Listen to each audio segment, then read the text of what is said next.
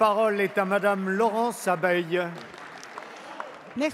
Merci, Monsieur le Président. Ma question s'adresse au Premier ministre. À quelques heures du début de l'examen en seconde lecture de la loi sur la biodiversité, des voix divergentes en provenance de votre gouvernement se sont exprimées suite au vote en commission de l'amendement d'interdiction des pesticides néonicotinoïdes. Ce vote confirmait d'ailleurs celui exprimé en première lecture. La secrétaire d'État à la biodiversité, Barbara Pompili, semblait soutenir l'interdiction, alors que le ministre de l'Agriculture, Stéphane Le Foll, a adressé hier un courrier à tous les députés pour leur demander de ne pas soutenir cette interdiction. Vous le savez, plus aucun doute n'existe sur le fait que ces pesticides systémiques utilisés massivement dans l'agriculture intensive sont l'une des causes principales de la surmortalité des abeilles et des phénomènes d'effondrement des colonies. Ils sont 5 à 10 000 fois plus toxiques que le DDT et représentent aujourd'hui un tiers des insecticides utilisés dans le monde. Un tiers des ruches périt chaque année en France. Nous sommes un des pays européens les plus fortement touchés. La production nationale de miel est en chute libre. Elle a été divisée par 2 en 20 ans. Sur 100 espèces végétales qui fournissent 90% des ressources alimentaires mondiales, 70% dépendent des abeilles. Et rappelons-le une fois encore, l'effet du pesticide est permanent sur les écosystèmes. Vous le savez, nous pouvons nous passer de ce produit mortel. En Italie, l'arrêt des néonicotinoïdes et du fipronil ont fait massivement chuter les mortalités d'abeilles et sans baisse des rendements. On peut donc produire sans ces pesticides et maintenir le rendement. Monsieur le Premier ministre, les abeilles et donc la biodiversité sont en grand danger. La santé humaine n'est pas épargnée. Il est possible et urgent d'agir maintenant.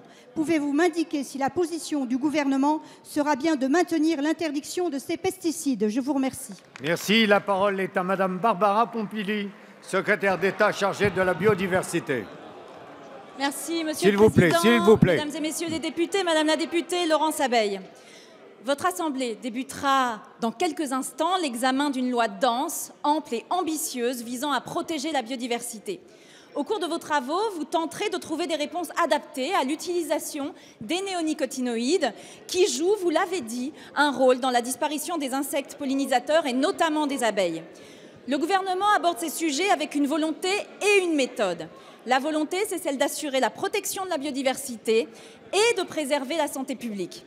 La méthode consiste à asseoir nos choix sur des données scientifiques, à associer autant que possible les utilisateurs et les professionnels et à leur donner une visibilité sur l'avenir, car c'est le gage de la bonne application de nos lois. C'est dans ce cadre, notamment, que Ségolène Royal a lancé en 2015 l'opération France Terre de pollinisateurs. S'agissant des néonicotinoïdes, Ségolène Royal, Marisol Touraine et Stéphane Le Foll ont commandé il y a quelques mois un rapport à l'ANSES, autorité scientifique compétente, dont les conclusions ont été publiées en janvier.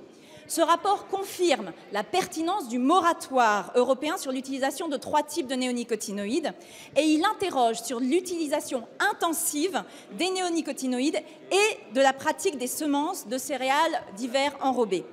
Suite à ce rapport, le Sénat a adopté dans la loi biodiversité un amendement qui prévoit la publication d'un arrêté du ministère de l'Agriculture pour préciser les conditions d'usage des néonicotinoïdes encore autorisés afin qu'ils ne causent pas de dommages à l'environnement ou à la santé des agriculteurs. Votre commission, la semaine dernière, a adopté une position plus radicale et vous en discuterez dans les heures à venir en séance publique. Je souhaite que ce débat soit serein et constructif et que vos travaux permettent de concrétiser de la meilleure des manières les recommandations de l'ANSES. Merci. La parole